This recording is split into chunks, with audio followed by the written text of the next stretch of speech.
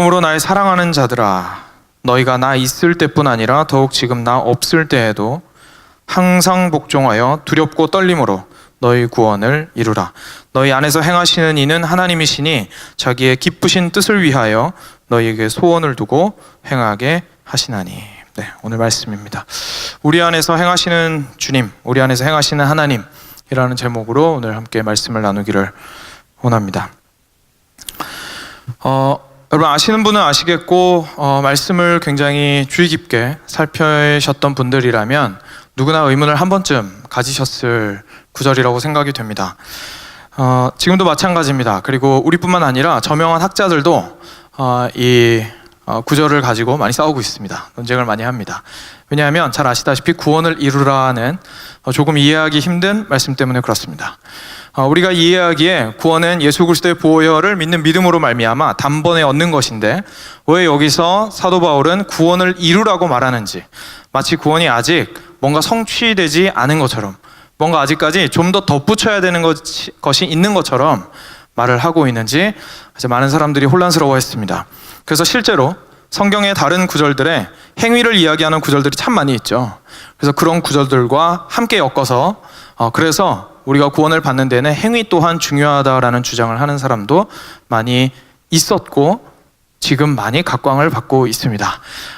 그리고 쉽게 인터넷에서나 여러 가지 곳에서 영상으로나 글로 쉽게 접하실 수 있을 것입니다. 제가 오늘 여러분들을 그 논쟁의 한복판으로 데리고 가고 싶은 마음은 전혀 없습니다. 그렇죠? 저희가 원하는 바는 오늘 구원을 이루라라는 이 말씀이 도대체 이 본문 말씀 안에서 무엇을 의미하는지를 좀 정확하게 이해하는 것이 오늘 말씀의 목적입니다. 그래서 여러분들이 과연 예수님께서 바울의 입을 통해서, 하나님께서 바울의 입을 통해서 왜 우리한테 구원을 이루라는 이 아리송한 말씀을 주셨는지를 오늘 정확하게 깨닫고 가시면 목표를 달성한 것이라고 할 수 있겠습니다. 그래서 함께 우리 가운데 우리의 삶을 또한 구원에 대한 생각들을 한번 뒤집어보고 이리 돌려보고 저리 돌려보고 말씀 중심으로 한번 정립하는 시간을 가졌으면 좋겠습니다. 그래서 오늘은 빌립보서 1장과 2장만 볼 겁니다. 그래서 여기만 펼쳐놓으시고 함께 따라오시면 되겠습니다. 다소 피곤한 시간이라는 걸 아는데도 불구하고 제가 이렇게 준비를 했는데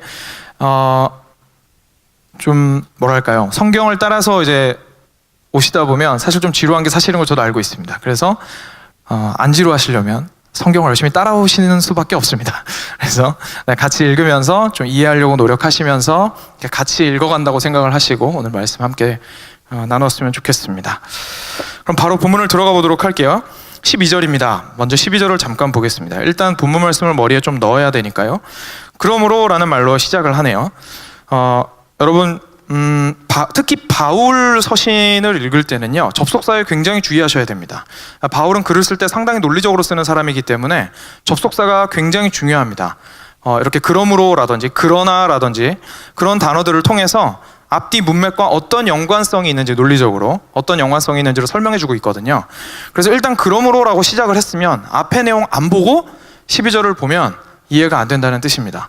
12절을 완전히 새로운 어떤 주제의 시작으로 저희가 보면 안 되고요, 앞의 내용에 이어지는 내용으로 앞에 이렇게 이야기를 전개했는데 그러므로, 그러니까, 그런 이유로 말미암아 나의 사랑하는 자들아, 너희가 나 있을 때뿐 아니라 더욱 지금 나 없을 때에도 항상 복종하여 두렵고 떨림으로 너희 구원을 이루라 라고 말하고 있습니다. 그러니까 쉽게 말해서 내가 있든지 없든지 좀 잘해라, 그렇죠?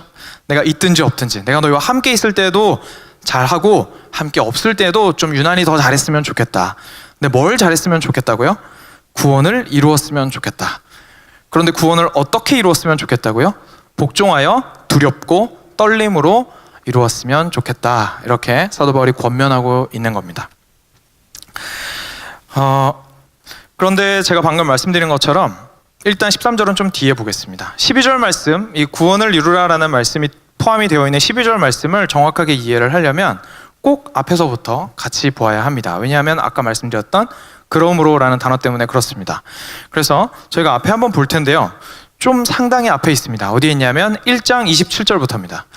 오늘 말씀이 큰 하나의 문단 안에 속해 있는 부분인데요, 그 문단의 시작이 1장 27 27절입니다. 그래서 27절과 28절을 1장 27절과 28절을 찾으시는 분들은 함께 읽으시면 좋겠습니다. 오늘 사실 주되게 저희가 신경 써서 볼 본문입니다. 함께 읽겠습니다. 오직 너희는 그리스도의 복음에 합당하게 생활하라. 이는 내가 너희에게 가보나 떠나 있으나 너희가 한 마음으로 서서 한 뜻으로 복음의 신앙을 위하여 협력하는 것과 무슨 일에든지 대적하는 자들 때문에 두려워하지 아니하는 이 일을 듣고자 함이라.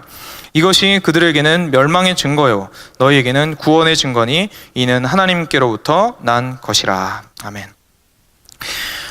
좀 눈치가 빠른 분은 미리부터 감을 좀 잡으셨겠지만 오늘의 본문과 굉장히 흡사한 내용을 담고 있습니다. 그러니까 사실상 같은 내용을 이야기하고 있는 겁니다. 그래서 그거를 제가 천천히 왜 같은 내용인지를 설명을 해드리겠습니다. 그래서 오늘의 설교는 27장과 28절을 잘 이해해서 그걸 가지고 그걸 도구 삼아서 오늘의 본문인 2장 12절과 13절을 제대로 이해를 하는 겁니다. 네, 구조가 이해가 되셨죠? 그래서 27절과 28절을 저희가 함께 보면 됩니다.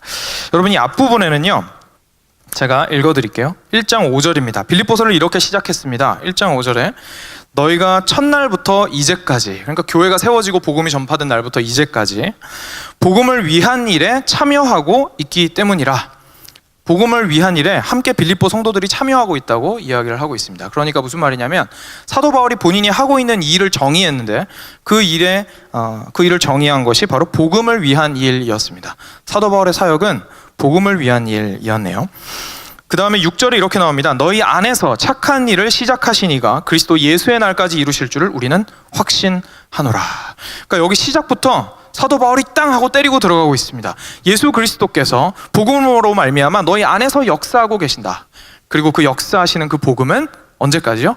마지막 날까지 온전히 하나님께서 이루어 가실 것이다 라는 이야기를 지금 사도 바울이 빌립보 교회 성도들한테 하고 있습니다. 그러면서 말하는 거죠. 복음을 위한 일, 그게 바로 우리가 하고 있는 일이고, 그리고 그것은 착한 일이다 이렇게 이야기를 하고 있네요.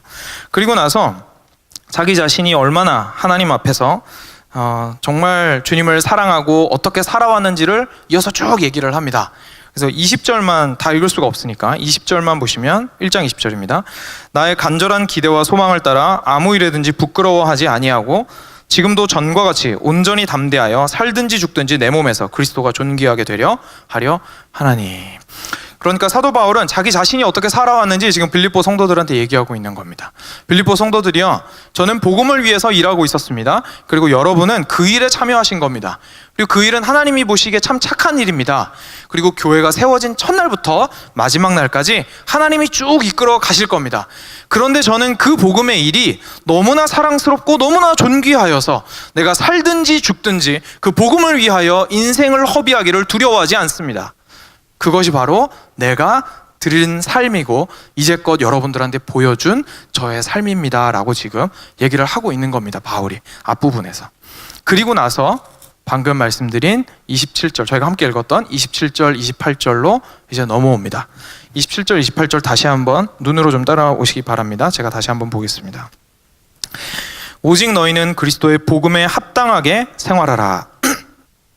이는 내가 너희에게 가보나 떠나 있으나 너희가 한 마음으로 서서 한 뜻으로 복음의 신앙을 위하여 협력하는 것과 무슨 일에든지 대적하는 자들 때문에 두려워하지 아니하는 이 일을 듣고자 함이라. 일단 여기까지 읽겠습니다.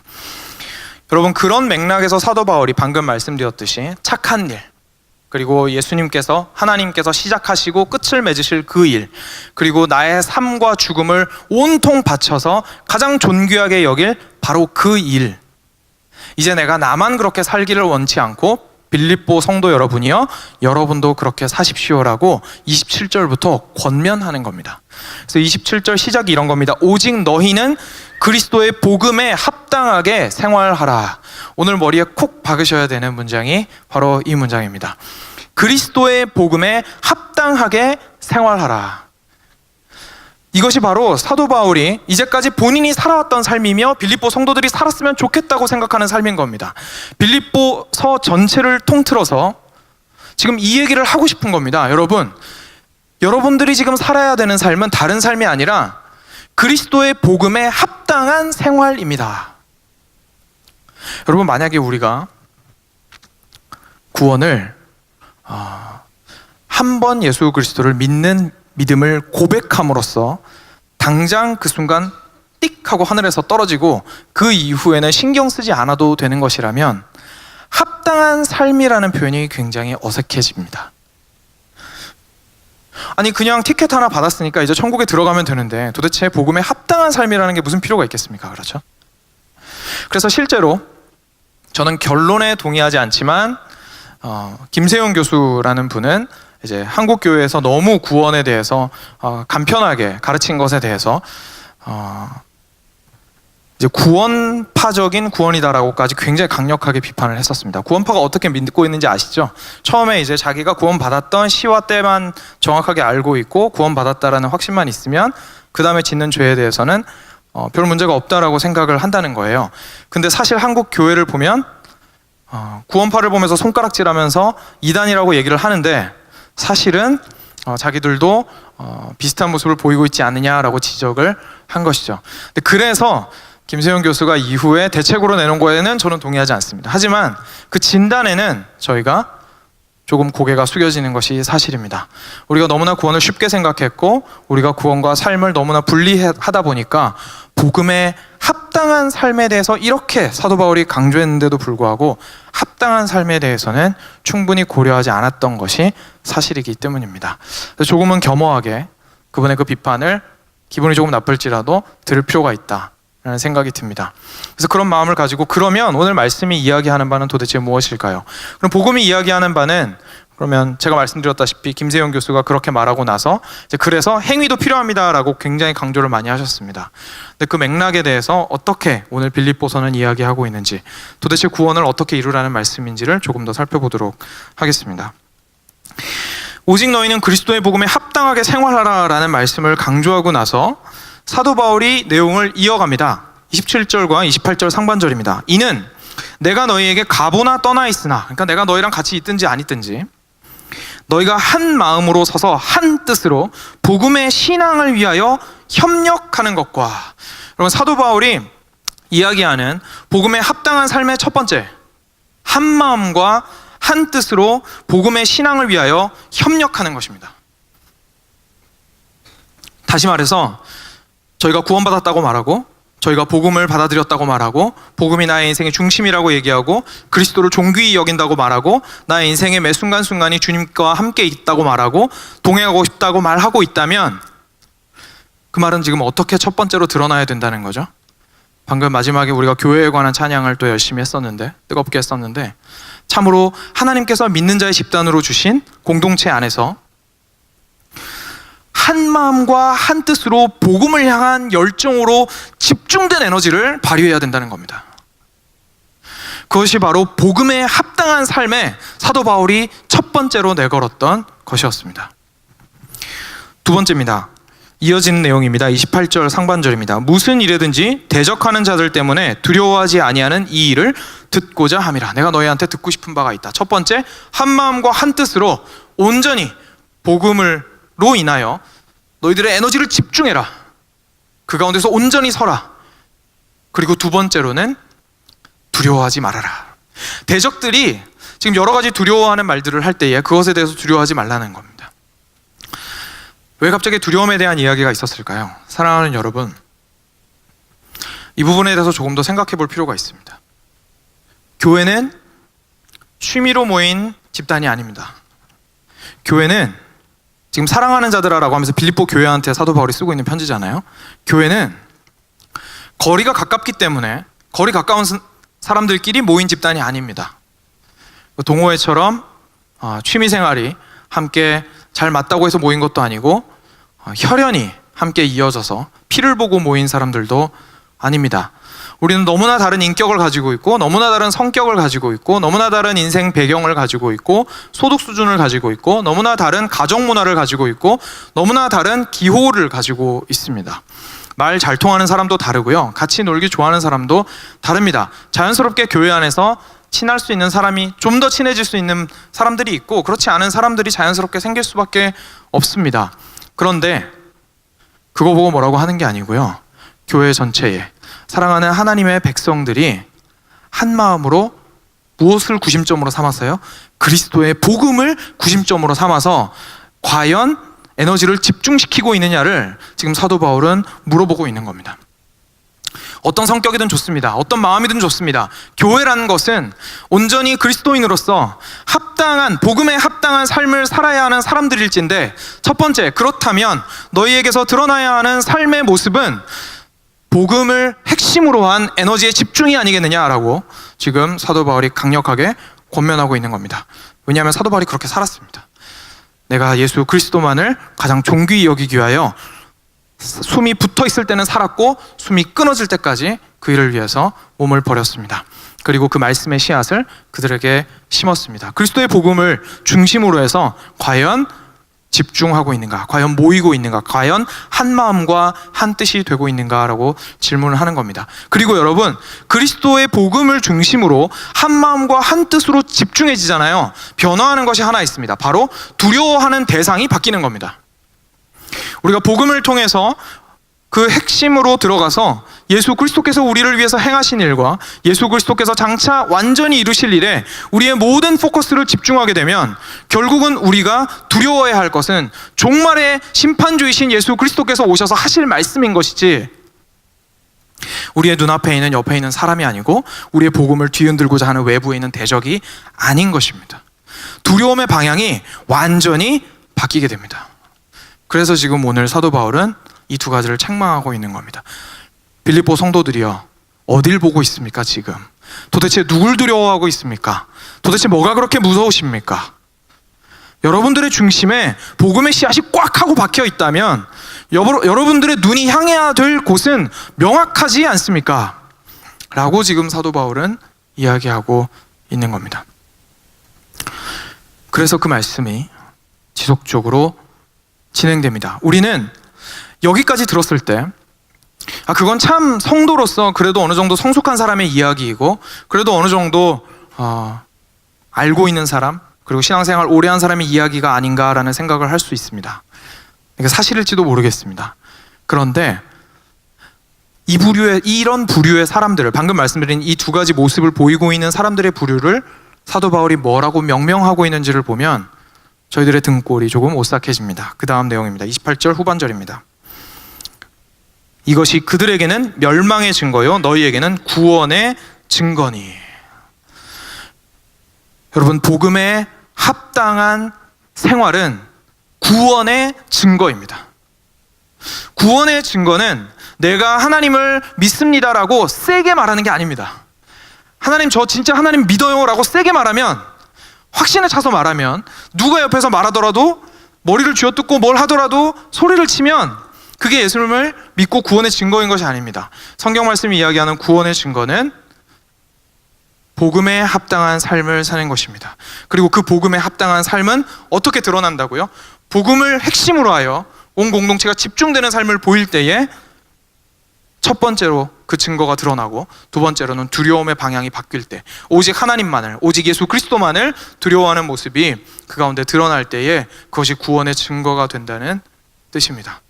과연 우리는 어디를 보고 있습니까? 과연 우리는 누구를 두려워하고 있습니까? 과연 나는 누구를 두려워하며 어디를 향하고 있습니까?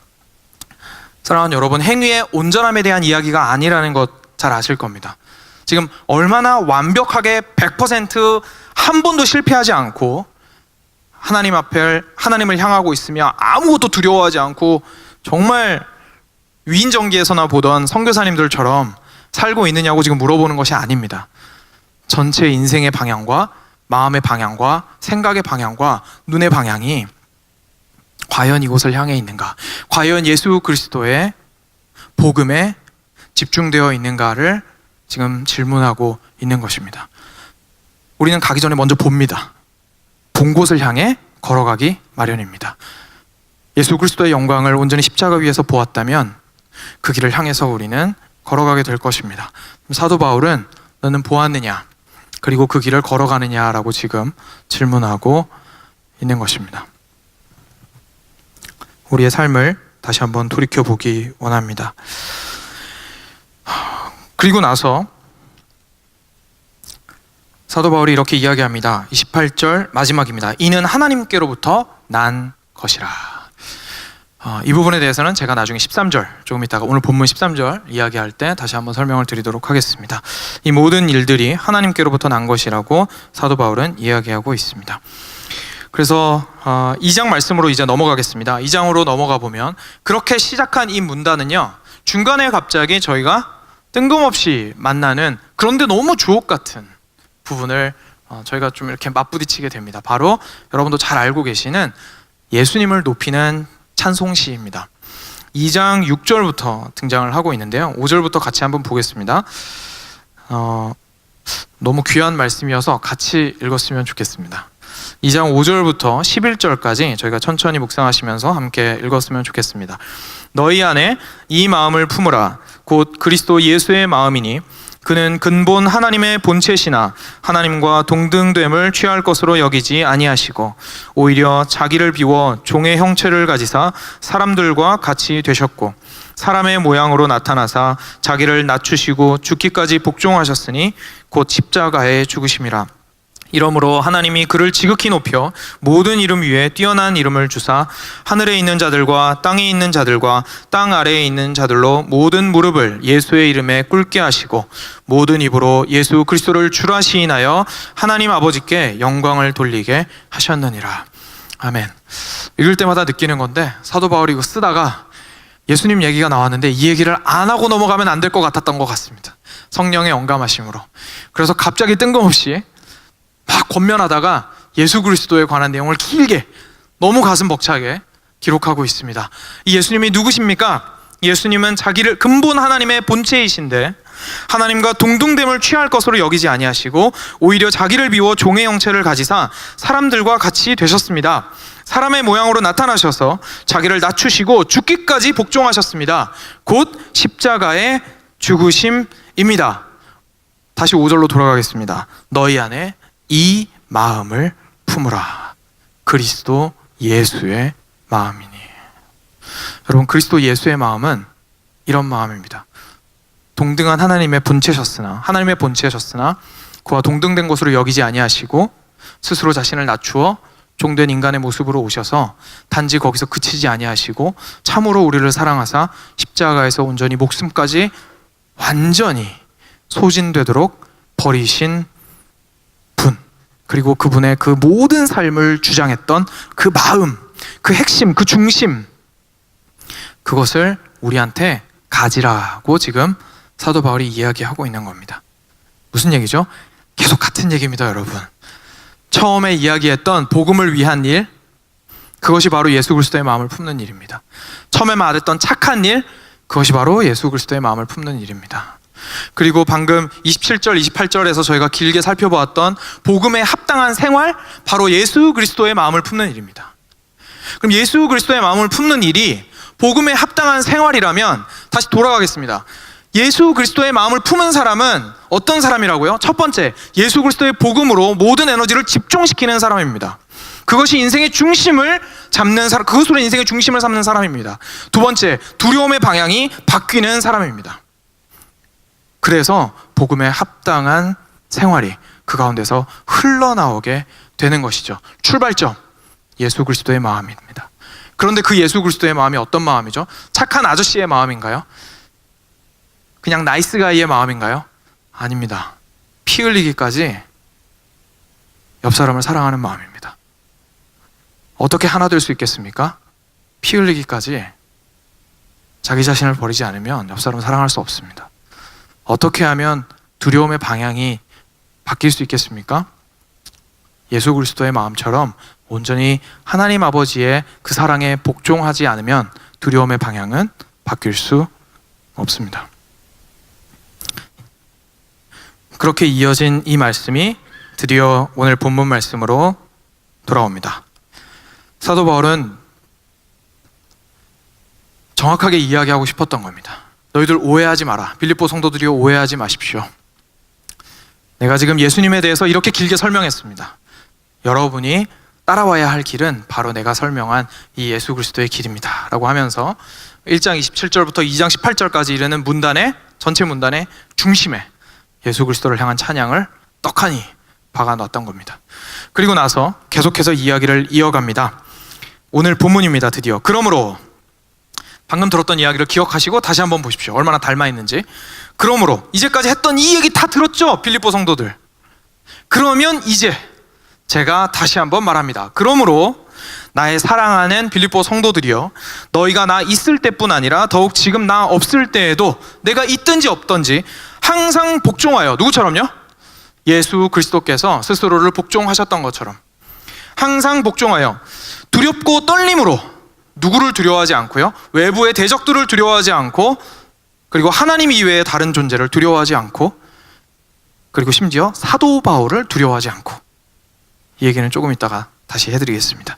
두렵고 떨림으로 너희의 구원을 이루라. 자, 이제 너희의 구원을 이루라의 답이 나왔습니다. 너희의 구원을 이루라는 지금 무슨 뜻입니까? 처음부터 이야기해보자면 복음을 위한 일을 위해서 사는 것입니다. 그리고 그것은 착한 일입니다. 그것은. 그리고 그것은 하나님께서 태초부터 시작하셨고 마지막 날까지 완성시키실 일입니다. 뭔가 부족해서 우리 보고 덧붙이란 얘기가 아닙니다. 지금 너희가 구원을 받으려면, 마지막 날에 구원을 받으려면 뭔가를 덧붙여야 너희가 구원을 받게 될 것이다 라고 이야기를 하고 있는 것이 아닙니다. 그리고 또 계속해서 이야기하자면 이 구원을 이루라는 건 무슨 뜻입니까? 하나님의 복음에 합당한 생활을 하라는 뜻입니다. 그럼 그 뜻은 무슨 뜻입니까? 다시 한번 복습하자면 하나님의 복음으로, 예수 그리스도의 복음으로 집중되고 그것이 중심이 되는 삶을 한마음 한뜻으로 살아가는 것이며 두려움의 방향이 바뀌는 삶입니다. 그리고 그 사람은 예수 그리스도의 마음이 그 안에 심겨진 사람입니다. 그것이 바로 구원을 이루라, 구원을 살아가라, 이미 심기워진 그 마음을 가지고 그대로 쭉쭉 좌절하지 말고 두려워하지 말고 넘어지지 말고, 넘어지더라도 자복하고 일어나서 살아가라 라고 말하는 것이 구원을 이루라라는 의미입니다. 구원을 이루라는 것은 오늘 문맥에서 무언가 부족한 것을 인간의 행위로 덧붙이라는 얘기가 절대로 아닙니다. 구원을 이루라는 것은 하나님께서 시작하셨고 하나님께서 마무리하실 그 일을 그 안에서 우리 보고 살아가라고 말씀하고 있는 것입니다. 그러면 목사님, 결국은 구원 처음에 받아서 천국 가는 거는 맞는 말이고 행위가 지금 결국은 중요하지 않다고 말씀하시는 거 아닌가요? 저한테 질문하실 수도 있습니다. 곰곰이 생각해 보십시오. 아닙니다. 예수 그리스도의 마음을 품은 사람은 어떤 사람이라고요? 그리스도의 복음에 합당한 생활을 하는 사람입니다. 두 개가 떨어질 수가 없는 거예요. 예수 그리스도의 마음을 품은 사람이 구원의 증거를 어떻게 내보이겠습니까? 마음 꺼내서 보여줄 거예요? 할 수가 없습니다. 그렇죠? 저희의 마음을 어떻게 겉으로 보이겠습니까? 아까 설명드렸던 두 가지 특징. 첫 번째, 한 마음 한 뜻으로 집중되면 그게 겉으로 드러날까요? 안 날까요? 겉으로 드러나죠. 살아내라는 얘기입니다. 두 번째, 두려움의 방향이 바뀌었습니다. 결정할 때 티가 날까요? 안 날까요? 티가 납니다. 당연히 겉으로 드러납니다. 당연히 행동으로 나타납니다. 당연히 장애가 왔을 때 거부합니다. 당연히 죄를 지을 기회가 왔을 때 도망칩니다. 당연히 유혹이 왔을 때 강하게 뿌리치거나 반발하거나 도망칩니다. 적극적으로 예수 그리스도의 마음을 품고 순종하고 복종함으로 사랑하기를 기뻐하는 사람이 되어 가는 것이 쉽지 않다는 사실은 여러분 우리가 너무나 잘 알고 있지 않습니까? 그렇죠? 누가 예수님을 믿는데 노력이 필요 없다고 하겠습니까? 하나님께서 우리한테 이 모든 것들을 시작부터 끝까지 다 이루셨다고 해서 누가 우리 인생 우리 마음대로 이제는 살아도 된다고 말할 수 있겠습니까? 우리에게 주어진 태스크는 훨씬 더 중대하고 큰 것이고, 그리고 사실은 그 근원이 훨씬 더 무게 있는 것입니다. 왜냐하면 그 중심에는 예수 그리스도의 마음이 있기 때문입니다. 그 뿌리에서 출발해서 나무가 자라 열매를 맺게 되는 것이죠. 그래서 예수님께서 우리한테 열매로 보아 알지라 라고 말씀을 하신 겁니다. 열매를 맺어야 구원받는다가 아니라 구원을 받았으면 그리스도의 복음에 합당한 삶을 살게 되고 그에 합당한 열매를 맺게 되는지라 라고 말씀하시는 겁니다. 그리고 나서 13절에 우리를 놀랍게 하는 말씀이 있습니다. 너희 안에서 행하시는 이는 하나님이시니 자기의 기쁘신 뜻을 위하여 너희에게 소원을 두고 행하게 하시나니. 여러분, 여기에 놀라운 복음이 있습니다. 이래서 복음입니다. 저희는 복음에 합당한 생활을 살고 싶습니다. 그래서 예수 그리스도의 마음을 품어야 된다는 것까지 알았습니다. 그런데 예수 그리스도의 마음은 어떻게 품을 거예요? 아니, 우리가 어디 가서 예수 그리스도의 마음을 사오겠습니까? 우리가 어디 가서 예수 그리스도의 마음을 캐오겠습니까? 그렇죠? 우리가 어디 가서 예수 그리스도의 마음을 창조해내겠습니까? 불가능합니다. 죽음 가운데서 생명이 있으라고, 빛이 있으라고 말씀하셨던, 혼돈 가운데 빛이 있으라고 말씀하시자 세상의 질서가 생기게 만들었던 그 하나님의 창조의 말씀이 아니고서는 우리 안에 예수 그리스도의 마음은 생길 수 없습니다. 그래서 우리 안에서 착한 일을 시작하신 분이 하나님이시라는 겁니다.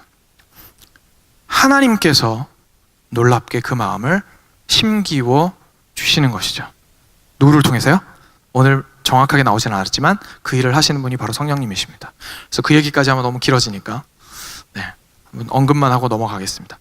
성령님을 통하여 우리의 마음에 일어나는 일은 무엇입니까? 예수 그리스도의 마음이 우리 안에 심겨지는 겁니다. 그게 성령님이 하시는 1번 태스크입니다. 우리를 살리십니다. 그리고 그 마음에 그리스도 예수의 마음을 심으십니다. 그리고 그 뿌리에서부터 시작해서 아름다운 복음의 꽃이 피어나게 하시고 열매가 터지게 하시고 탐스러운 열매 안에서 씨앗이 나와 그 복음의 은혜가 30배, 60배, 100배의 열매를 맺도록 하여 주시는 것입니다. 다시 한번 말씀드리지만 그 어디에도 우리의 행위가 필요 없는 곳은 없습니다. 다만 우리로 행하게 하시는 그 시작과 그것을 쭉 이끌어 가시고 우리가 아무리 실패하고 넘어져도 그것이 뿌리 뽑히지 않도록 붙드시는 분은 하나님이시라는 것을 보여주고 있는 겁니다.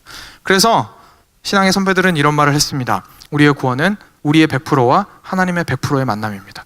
50%와 50%의 만남이 아닙니다. 하나님은 여러분 일을 쉬는 적이 없습니다. 하나님이 나로부터 멀어졌다고 생각하실 때에도 일하고 계십니다.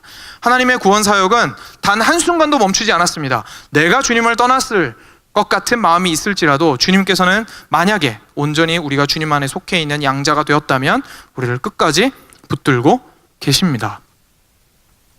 하지만 그곳을 걸어가는 우리의 인생은 고난과 역경과 고통과 때론 정말 지난한 싸움과 훈련의 연속입니다. 하지만 그 가운데에서 그것이 결실하게 하시는 분, 그리고 그것을 기쁨으로 감당하게 하시는 분, 그리고 그리스도 예수의 마음으로 사랑으로서 그 모든 일을 하게 하시는 분은 온전히 우리 주 예수 그리스도의 아버지 하나님이십니다. 그래서 사도 바울은 이야기합니다. 모든 일을 원망과 시비 없이 하라. 그래서 모든 일을 원망과 시비 없이 하라. 여러분, 사도 바울의 복음이 얼마나 아름다우냐면요, 가장 프랙티컬한 일을 다루면서 가장 펀더멘털한 걸 얘기합니다. 그리고 나서 거기에서 시작해서 프랙티컬한 걸 끄집어냅니다. 처음에 시작은 프랙티컬한 거였습니다. 여러분 싸우지 마세요. 원망하지 마시고 시기하지 마십시오. 빌립보 성도 여러분 이라고 얘기했습니다. 근데 그 문제 해결책을 어디서 찾습니까? 어디까지 돌아갑니까? 예수 그리스도까지 돌아갑니다. 그리고 나서 여러분들이 품어야 할 마음은 예수 그리스도의 마음입니다 라고 이야기를 한 후에, 그리고 복음에 합당한 생활을 하십시오라고 말을 한 후에 다시 프랙티컬한 대로 나옵니다. 시기하고 원망함으로 일하지 마십시오. 빌립보 성도 여러분, 이제 왜인지 아셨죠? 라고 사도 바울은 이야기하는 겁니다. 그래서 계속 진행됩니다. 이는 너희가 흠이 없고 순전하여 어그러지고 거스르는 세대 가운데서 하나님의 흠 없는 자녀로 세상에서 그들 가운데 빛들로 나타내며 생명의 말씀을 밝혀 나의 다름질이 헛되지 아니하고 수고도 헛되지 아니하므로 그리스도의 날에 내가 자랑할 것이 있게 하려 함이라. 만일 너희 믿음의 제물과 섬김 위에 내가 나를 전제로 드릴지라도 나는 기뻐하고 너희 무리와 함께 기뻐하리니 이와 같이 너희도 기뻐하고 나와 함께 기뻐하리라. 아멘. 그래서 여러분, 우리의 모든 행위의 출발점은 예수 그리스도의 마음이며 복음에 합당한 생활을 하고자 하는 그 뿌리에 있습니다. 그 증거는 다시 한번 강조드리지만 복음으로 한마음 한뜻을 품어 온전히 집중되는 삶과, 그리고 두려움의 방향이 철저하게 바뀌어지고 오직 아버지 하나님과, 그래서 그 아버지 하나님께서 주신 그 말씀만 두려워하는 것입니다. 그랬을 때에 어떻게 된다고요? 순전하여져서 이 어그러진 세대 가운데 빛으로 드러나게 되며 그제서야 우리가 하나님의 자녀라는 이름에 합당한 삶을 살게 된다고 말할 수 있다고 지금 이야기하고 있는 겁니다. 빛으로 사는 삶이 어디서부터 시작되겠습니까? 복음으로부터 시작됩니다. 우리가 빛으로 하나님의 자녀다운 삶을 살고 싶다면 어디로 돌아가야 되겠습니까? 예수 그리스도의 마음으로 돌아가야겠습니다. 하나님 아버지께 온전히 그것을 구하는 곳으로 돌아가지 않는다면 우리는 엉뚱한 우물에서 다른 물 마시고 엉뚱한 에너지로 다른 일을 하고 있을 가능성도 있습니다. 그래서 사도 바울이 자신을 전제로 드릴지라도 인생의 모든 피와 물을 쏟아놓고 자신의 인생의 모든 에너지를 쏟아놓기까지 아까워하지 않고 이 목숨을 드리노라. 사도 바울의 인생을 보고 도대체 누가 인간의 행위 없는 구원이 있다고 말할 수 있겠습니까? 세상에 사도 바울처럼 열심히 산 사람이 어디 있겠어요? 사도 바울처럼 자기 인생을 완전히 소진해버린 사람이 어디 있겠습니까? 만약 사도 바울이 우리의 구원에서 참으로 신자다운 삶, 그리스도의 복음에 집중된 삶을 중요하게 생각하지 않았다면 이런 삶을 살 수가 없었을 겁니다. 그리고 자신이 그렇게 온전히 드려진 그 삶을 가지고 빌립보 성도들을 현재 권면하고 고모하고 있는 것입니다. 말씀을 맺겠습니다. 사랑하는 여러분, 이것이 복음의 아름다움이라고 저는 말씀드리고 싶습니다. 하나님과 사람이 협력해서 반반을 해서 우리가 구원을 받는 것이 결코 아닙니다. 그렇다고 반대로 하나님께서 100%를 해서 우리는 아무것도 안 하고 그냥 넋놓고 가만히 있으면 컨베이어 벨트 위에 있는 것처럼 저절로 하나님께로 나아가는 것도 아닙니다. 반대로 우리가 홀로 뭔가를 열심히 하면 언젠가는 하나님께서 이쁘게 여겨주셔서 우리를 구원해 주시는 것도 아닙니다. 우리 머릿속에서 나올 수 있는 옵션은 이 셋밖에 없어요. 하나님께서는 놀랍게 당신의 복음을 주셨는데 무엇이냐면 성령을 통하여 어디서부터요? 우리 안에서부터 시작해서 일을 하기 시작하시는 겁니다. 겉으로 두 리스트를 던지시면서 이거 해, 이거 하지 마, 이거 해, 이거 하지 마. 그래서 이거 이만큼 지키면 적어도 70% 이상 지키면 내가 구원받은 사람이라고 인정해 줄게. 이렇게 말씀하시는 것이 아니라 예수 그리스도의 마음을 우리 안에 성령으로 말미암아 심으심으로써 이거 누가 하겠습니까? 우리 하나님밖에 하실 수 없습니다. 속으로부터 심으셔서 우리 안에 하나님을 향한 기쁨을 허락하여 주시고 기쁜 마음으로 비록 힘겹고 어렵다 할지라도 주님의 뜻을 따라서 살아갈 수 있도록 해주시는 것입니다. 그래서 복음이 진짜 복음인 겁니다. 왜냐하면 우리한테 가능할 수 있도록 성령을 허락해 주셨기 때문입니다. 단지 머리로만 알고 순종하는 내용으로 그치지 않고 말이죠. 사랑하는 여러분, 우리 모두의 삶을 돌이켜보았으면 좋겠습니다. 과연 우리는 복음에 합당한 생활을 하고 있습니까? 과연 우리는 예수 그리스도의 마음을 품고 있습니까? 우리가 할 수 있는 것은 아버지 하나님께 부르짖는 것밖에 없습니다. 그리고 나서 복음에 합당한 생활을 살고자 애쓰는 것이죠.